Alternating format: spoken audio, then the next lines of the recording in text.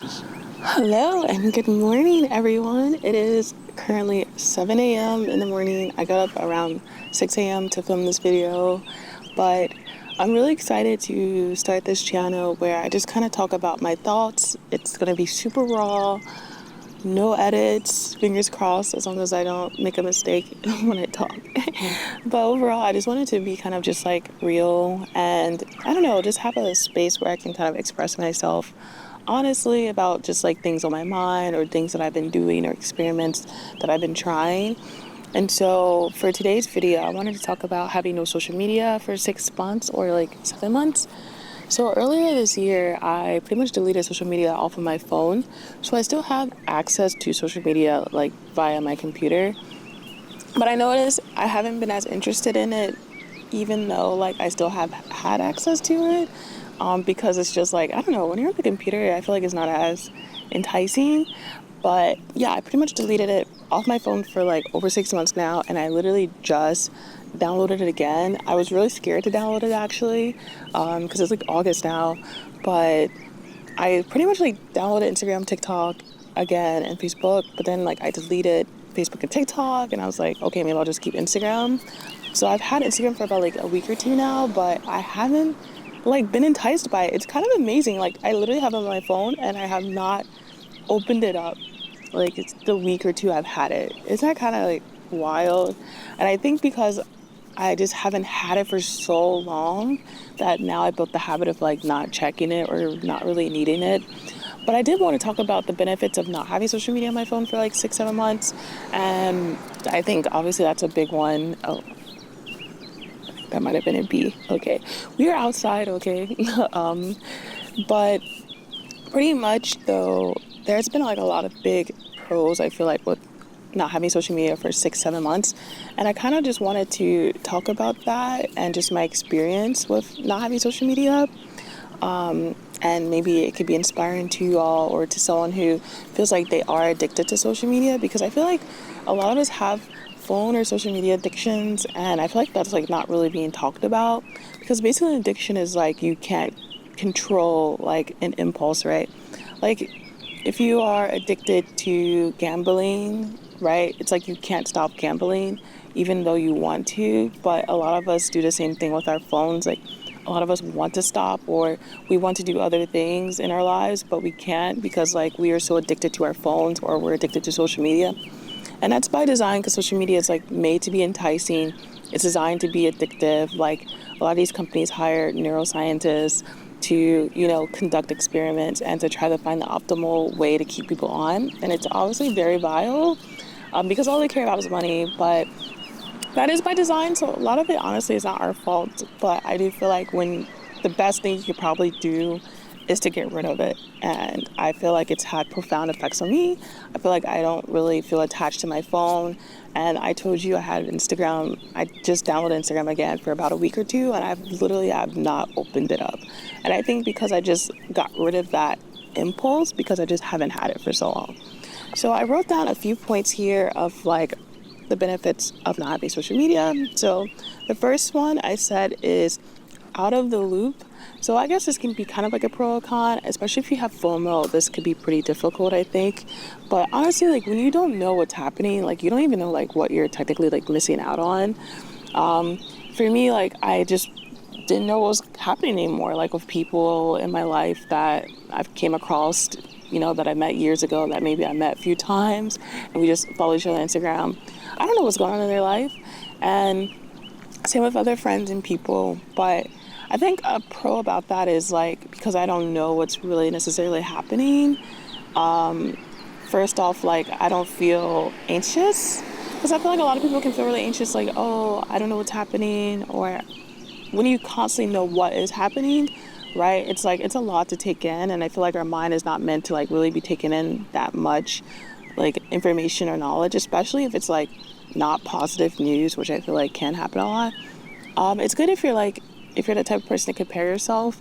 Then I feel like, when you're out of the loop, you don't know what's happening with other people's lives, you're like less likely to compare yourself to someone. For me personally, people I think share their highlights of their lives. So it's really easy to feel like that someone's life is like really amazing, when in reality, like they're just sharing like a small snippet of their life. You don't know like what they're going through behind closed doors, right? They could be struggling mentally, or they could be dealing with sick family members. They themselves could be sick. But they post a picture of them in Miami, and you're like, oh my God, they're in Miami, or oh my God, they're in Japan or something. A lot of people have been going to Japan. And I feel like it's super easy to compare yourself wishing that you were like that. But again, you literally don't know what's going on. So I feel like being out of the loop is kind of like a pro, because like, yeah, sure, you might not be staying up to date with people, but at the same time, like, it kind of gives you that space and calms your mind without needing to know, because you don't need to know like what thousands of people are going through in their lives all at once, right? Like, why do you need to know that? It's just a lot to really deal with. And also, this is like my next point, which is like more conversations. Pretty much the best thing I feel like being out of the loop is being able to have more conversations with people, because like when I meet friends, like friends that I'm interacting with on a weekly basis, for example, because I am out of the loop, because I don't know what's going on with them, that gives us a chance to have more conversations, right? So say we meet in person, and just say like my friend is planning a trip to Japan, and they're talking about it all over social media, but I just don't know.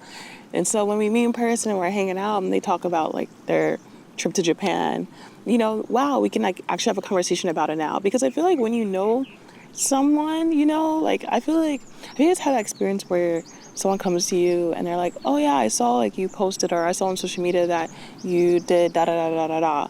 That's cool, right? And that's kind of it. But if you're just like, oh, hey, I'm like going to Japan, or I just went to Japan, and you meet a friend and you're like, oh my God, wait, you went to Japan? Like, right, it creates like this kind of authentic experience. And it's just like, oh my God, you're going to Japan, like, where are you going to go? Like, how long? Like, who are you going with? And like, you can talk about it, right? Versus just like you've seen it on social media, so you don't feel the need to like really bring it up, because you already kind of know what's happening with that person. But when you like talk about it in person, it kind of gives you the space to like have that conversation about it. And I feel like that's like a really nice pro about like kind of being out of the loop, because I feel like it does give me the chance to have more conversations, because I really don't know what's going on with anybody in my life. So I literally have to like talk to them, like we see each other in person and we talk, and it's kind of cool because I feel like we don't have conversations as much anymore. And it's the difference between like texting a conversation like, oh, like I'm going to Japan, da da da da, versus like meeting in person, talking for like a couple hours about your trip, or like about life. And then it gives you a chance to like bounce back and forth, right? Like I had a friend that literally came back from Japan. And so it was cool because he like came over and we just like chatted in like my room for like 2 or 3 hours, and I lived in Japan, so I kind of got to share my experience, and it was kind of just like really cool to just compare and contrast and coming up with ideas versus like a text, or you know what I mean, like it's totally different. So I would say that's definitely like one big pro I feel without having social media for 6-7 months. It's allowed me to have more authentic conversations, and also just in general like being out of the loop. I feel like, again, it's better for my mental health, and also gives me the chance to have those authentic connections. And I would say another thing kind of going with that is like the no comparison / fighting the algorithm. So for me personally, I didn't have a big problem with like comparing myself. Like I wasn't like, I saw someone and I was like, oh my God, this person looks like this. Although I feel like it is easy to think that way, especially when, there's like a standard of beauty. And I feel like it's gotten a lot worse. I feel like Instagram, like 10, 15 years ago, I literally never had that problem. But I feel like it is easy to think that way now with like TikTok especially, because like with TikTok, they are always like critiquing like themselves, and I think that's like really sad.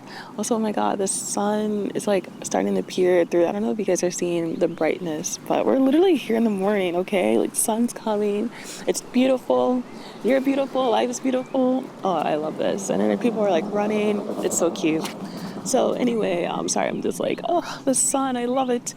But yeah, so the no comparison. Oh, what I was saying that with TikTok, we critique ourselves so much. I feel like, especially with like Gen Z, the millennials, it's like, oh my God, you don't have da-da-da eyes. I don't know what they say, like doe eyes or something like that. Or, oh my God, like you have to do this nose analyzation AI face. What do they call it when you do like a filter, right? And I feel like that really messes up their minds because we see ourselves constantly in a filter. And then when we take off the filter, we're like, oh my God, like, look at me, I'm so ugly because TikTok told me I'm ugly or something like that, which is so heartbreaking. Like, you're not ugly, okay? Like, I have like a bigger nose, I suppose, right? Like, my nose is bigger than what people would consider conventionally attractive.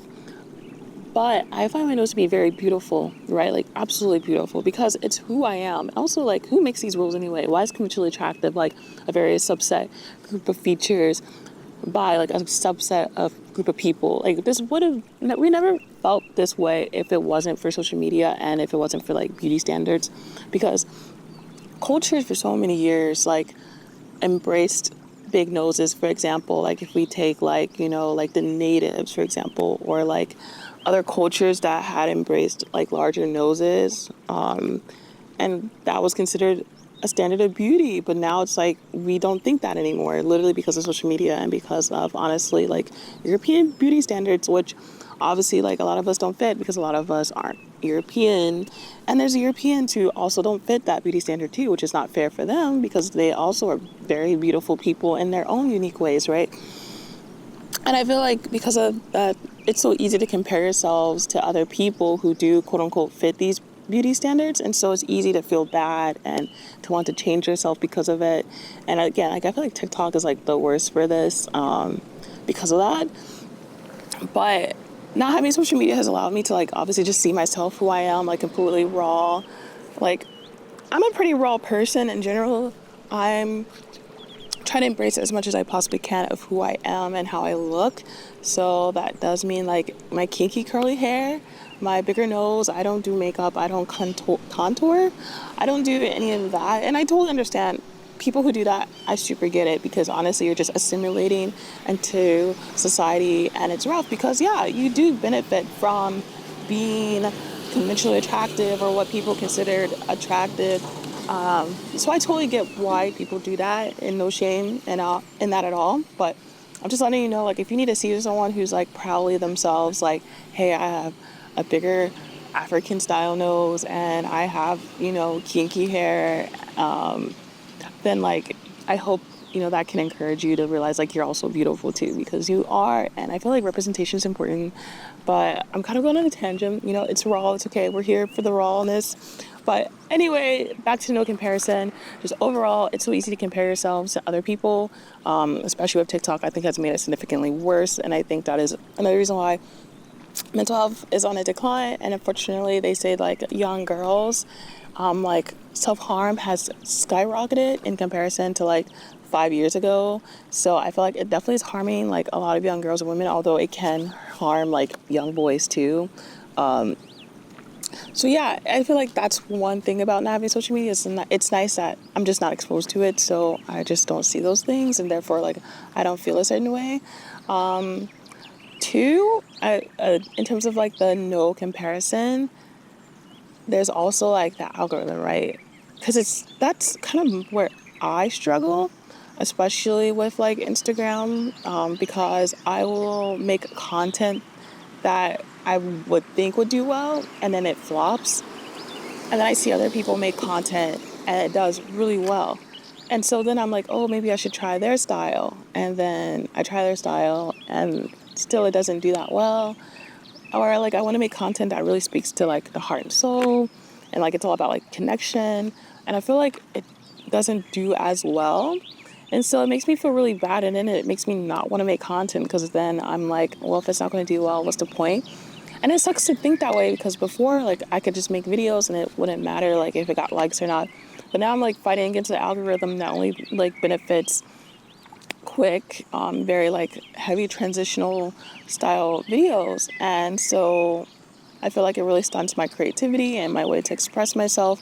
And so I think that's where I kind of have the comparison problem, because I can see, like, someone who makes content and then I'll be like, oh my gosh, theirs did so well. Like, mine's not that good, so therefore, like, I won't make any videos. And I really want to make more content, but I think not having social media for 6-7 months, like, just taking a break will allow me to make the content that I want to make, for example, like, something like this. And so, hopefully, you know, that's something that I can try to get over. I recently made a video that, like, super flopped, but I was like, on Instagram, but I was like, I'm gonna keep it up there. It's okay. I won't take it down because a lot of times I'll literally delete or archive like videos that do so bad, even though I spent so many hours on them and I felt so good making them, and it's like has a positive message, but it's like, oh, the algorithm doesn't like it, so I'll like delete them, and it's so sad. So I can't compare myself to other people who do get all the likes and stuff, because at the end of the day, like, it's the algorithm, and I shouldn't like stop myself because of a computer that is telling me what to make. I should be able to make whatever I want to make. It shouldn't matter. And so that is something that I am working on, but I do feel like not having social media for 6, 7 months has really made a big difference in terms of, feeling comfortable about the work that I put out. Obviously, a big one. Next point is the less distraction. I think that's a huge one for a lot of people. As I was saying earlier, it's super easy to be addicted to social media and our phone. I think we currently have a addiction problem that is kind of being brushed under the rug that we really need to talk about. But yeah, overall, obviously, I'm a lot less distracted. I don't feel attached to my phone at all. There are times I go to the gym without like needing my phone. There are times like I take walks in the morning without needing my phone. Overall, like, I'm not really glued to my phone. I even like will respond to people like a day or two late, and usually people are pretty understanding. I just tell them, hey, I'm not really on my phone, or if you shoot me a message on Instagram, I probably won't check it because I don't have it on my phone. So the only way I'll check it is if I go on my computer, and I don't really be putting in Instagram.com really that much. So I'm just like not really as attached or feel the need or compelled to like check my phone. But because they are made to be addictive, it's super easy to like want to check your phone or do stuff and you get distracted. So like, let's say you're trying to like do work. It's so easy to be like, I want to do work, but I can't because like I want to check my phone, or I get a ding and like I pick up my phone. And then you get lost in the sauce for like an hour or two, and then you realize 2 hours pass and you're like, dang, I actually didn't get anything done. You don't know how many friends I have that say they want to be writers, artists, they want to sing, they want to work out, they want to do all of these amazing things. They might want to start a small business, and they can't because like literally they're just too distracted by their phone. Like, it's literally the phone that is stopping them from like achieving the dreams and goals that they want to do. And so deleting social media for 6, 7 months, even if you do it for like a month or two, like if you are trying to hustle with something, I recommend just doing it because overall you won't get distracted and it really allows you to really achieve your goals. I sometimes like to think, or how I was perceiving it is that with social media, for example, like let's take Facebook or Instagram, Mark Zuckerberg is the creator of Meta, right? And pretty much like they make money based off how long we stay on those platforms. And so I try to think like, if I'm using these platforms, I'm making Mark Zuckerberg more of a billionaire, while Mark Zuckerberg is taking away my dreams and my ambitions and the ability to possibly invest into myself. So I'm sacrificing myself in order to make Mark Zuckerberg more rich. That's kind of like how I try to think of it. And so therefore, like, if I don't want to make Mark Zuckerberg more rich because he's already really rich, and I don't need to sacrifice my life, my dreams, like literally like years can go by and like I don't do anything, right? If I don't want to sacrifice years of my time to make someone else rich, then I have to do something about it. And to me, that was deleting social media. To others, it could be, putting apps or something that will help them not use it as much.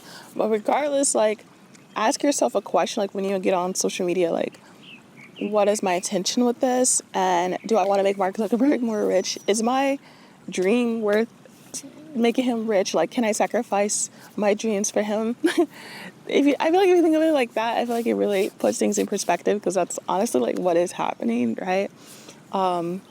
But yeah, we do have a distraction problems. Like, a lot of us can't focus anymore. We always hear ding, ding, ding, ding, ding.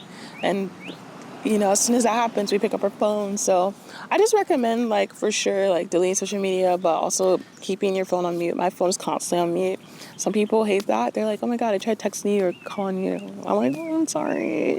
But my phone's on mute because I just don't want to be attached to my phone. Like, that's the boundary I set. I tell people, all the time, like, it's okay if you want to talk to me, but just know, like, that I might not respond right away. And that's just the reality of it. And if you can't respect that, then, like, okay. Some people find that weird, but I mean, Right. it's whatever. Like, it's, at the end of the day, it's my life, so I can't, like, make everyone happy. But yeah, I would say for sure, not having it has definitely allowed me to focus a lot more. I've been able to create a lot more, which is nice. I started painting again, which is really cool. I've had a lot more time to myself, so I started reading. Like, oh my God, I think I read like 5, 6 books so far this year, which has been awesome. And a lot of these books have been all about like personal growth, which is really cool. Not like hustle, culture, but more like one book was like more like hustle, businessy. But a lot of them have been more like about inner self. Like I don't know if you guys heard of the 4 Agreements, but I've literally been reading like all his other books now, and so it's a lot of it is just about like self-love, self-compassion, and just like society too, and how you interact with society. And I feel like it allows me to be like more grounded, and I feel like I am a more grounded person because now I take the time to like read or work out or like focus on things that I want to do that's better for me, my spirit, like who I am. And I feel like that will compound way more than me scrolling on Instagram or TikTok. So yeah, definitely less distraction is key, and I think has been like one of the biggest pros. Yeah. It, All right, my book closed, so I have to like find where I like. Oh, cool! I just found it right now. Obviously, the next one is less anxious. A lot of us are very, very anxious because a lot of the things we see on social media can be very, very negative, especially because of like what's happening in the world. And honestly, like, it's super understandable. Like, it does suck, right? Like, for example, like war is like a huge one that we are constantly being exposed to.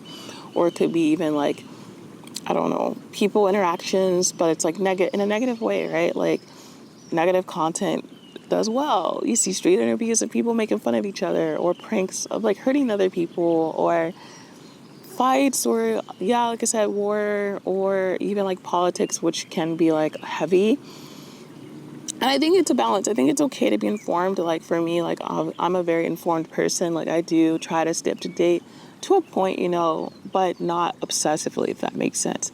But if you have social media, it's so easy to be constantly exposed to just like war, like the whole like issue that was happening, like in the Middle East, and also with Ukraine too, like Russia. There's a lot, right? There's so much happening. But if you're constantly just seeing like people getting hurt in such an intense way, it can make you very, very anxious and like very scared. I remember I had a friend who literally was telling me she was like crying hysterically like a few weeks ago because of just the news. Like she was just constantly being exposed to the news, and so she like broke down.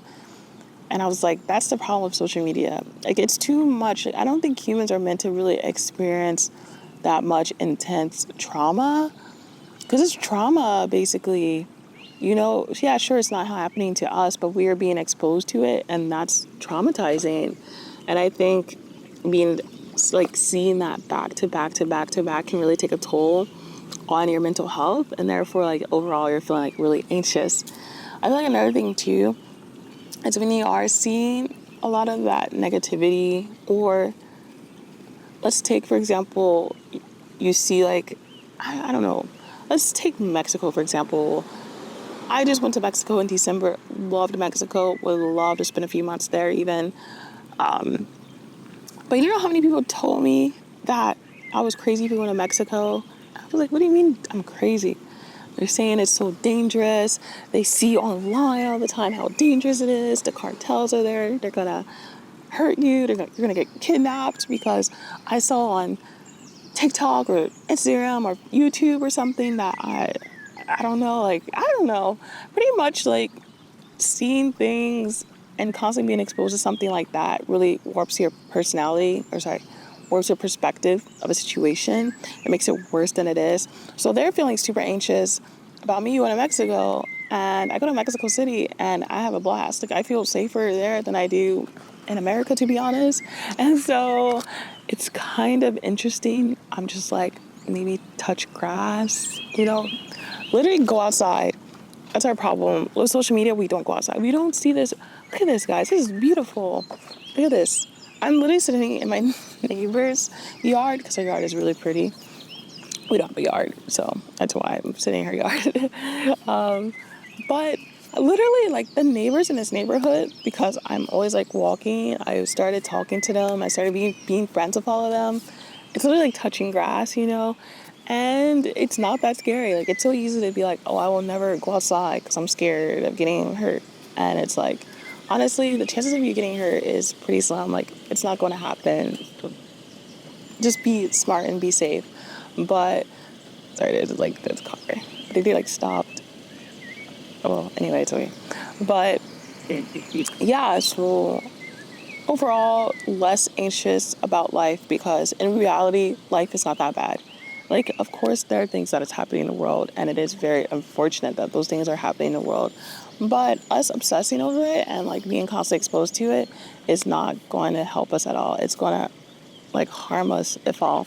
But if we actually want to make a positive difference, the best thing you can do is honestly to invest into yourself and invest into the people that's around you, and start spreading those little nuggets and seeds of joy and love, because that's what we're really missing in this world, and we need to be able to do those things. But if we're just like sitting on our phones, like being scared about the world or being upset or depressed about everything that's happening, then it's like nothing is getting done, if that makes sense. Like, no change is happening, because like all it does is harm you, which in turn like makes you feel more anxious, which in turn makes you not want to do anything, and like you might have like a more negative perception of the world because of that. But if it's like, let me take the time to invest into myself and like care for myself, and love my community, then we can start spreading love, which is what we really need. So yeah, that's pretty much a point in terms of like the less anxious. Sorry, that car like kind of distracted me a little bit. They like stopped and then they like looked at me, and then like they were on their phone. I was like, hello, promise you I'm not scary. So anyway, I'm gonna, maybe it's kind of weird because I like sitting in my neighbor's yard, but I asked her ahead of time. She totally said it was okay. So, maybe some neighbors are a little bit like, I don't know. It's cool. It's okay. But yeah. Sorry, my voice is like dying. I think because it's so early still in the morning. But my next point. Okay, so I have 2 points. 2 more points. So my next point is creativity. I kind of said this a little bit earlier, so I won't go into like too much depth, but pretty much like with creativity, it's because I don't have access to social media anymore or as much. I'm more creative for a couple of reasons. One, I'm less distracted, so therefore I'm more likely to do something creative. 2, I'm not comparing myself, so I'm more likely to do something creative because it's easy to want to create something and you see someone else doing it better, kind of like me with videos. I'm sure it happens with other forms of art. And so it stops you, but honestly, like, art is a beautiful thing, and it's a journey, and it's telling your story, and that's all that matters. It doesn't matter about the algorithm. And so, yeah, when you do have that space to be creative, it gives you that chance. I've written blog posts about my travels, and I love telling stories and connecting with people. And so it just gives me a chance to be more creative. I also started getting into watercolor, which has been fun. And other forms of painting, like oil painting. And I'm never really painted before, so it's challenging, but at the same time, it's like really fun, and it gives me a way to express myself, or it gives me a way to just kind of like be away from technology and do something more traditional.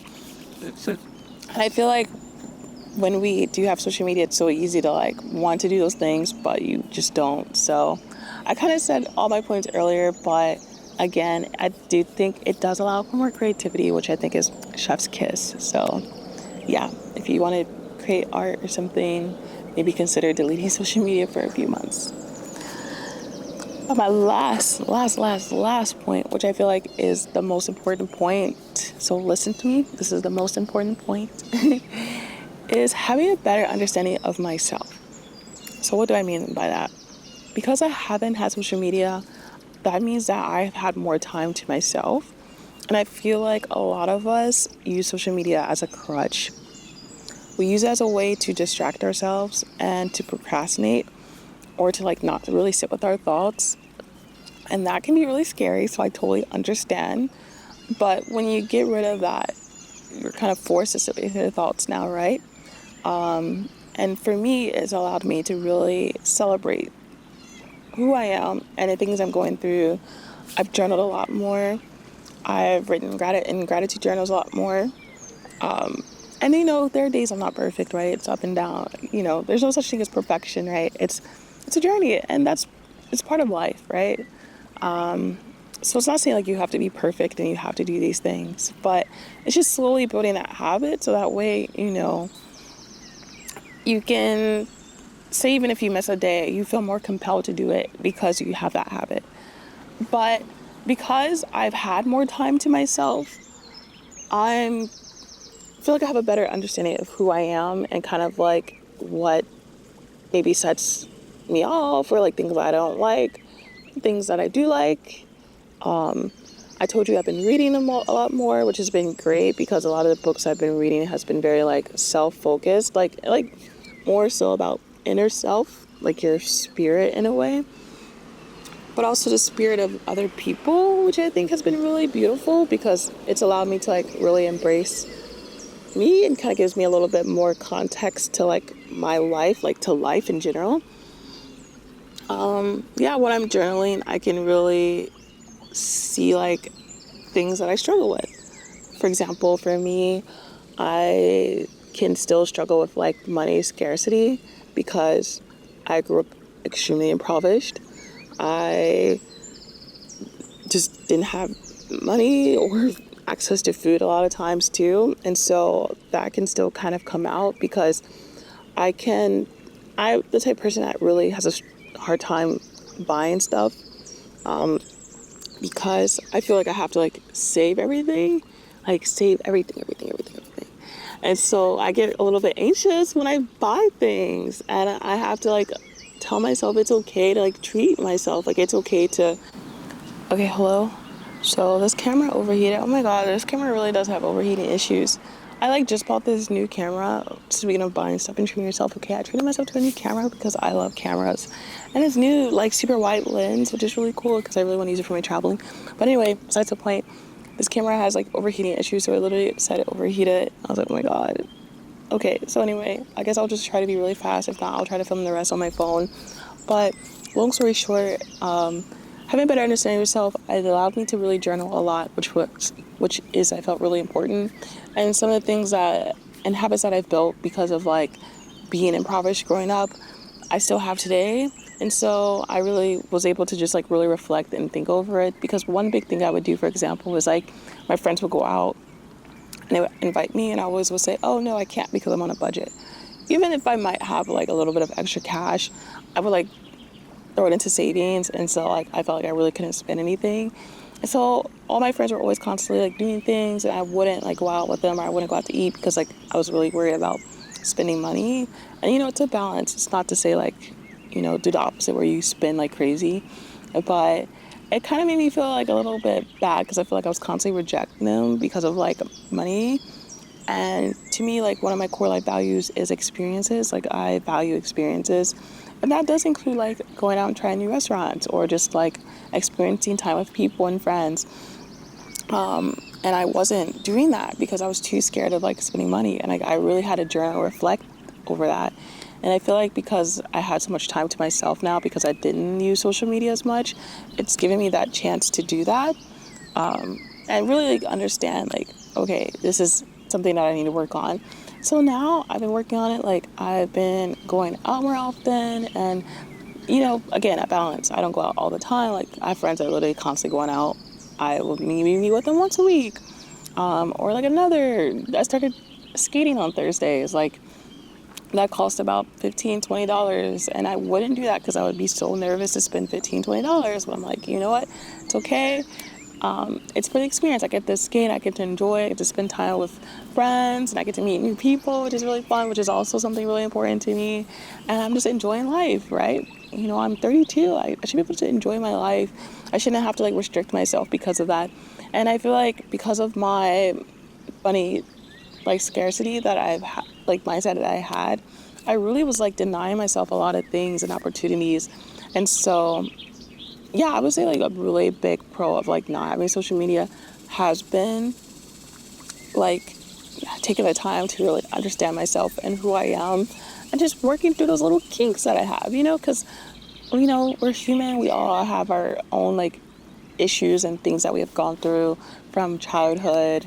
Maybe even we experience things in adulthood. Maybe your childhood was good, but in adulthood, maybe you experienced some difficulties. And so it's kind of like, a massage therapist, massaging out the kinks. That's kind of like what I do. I massage out the kinks of, some internal issues that I may have. And I'm not going to be perfect.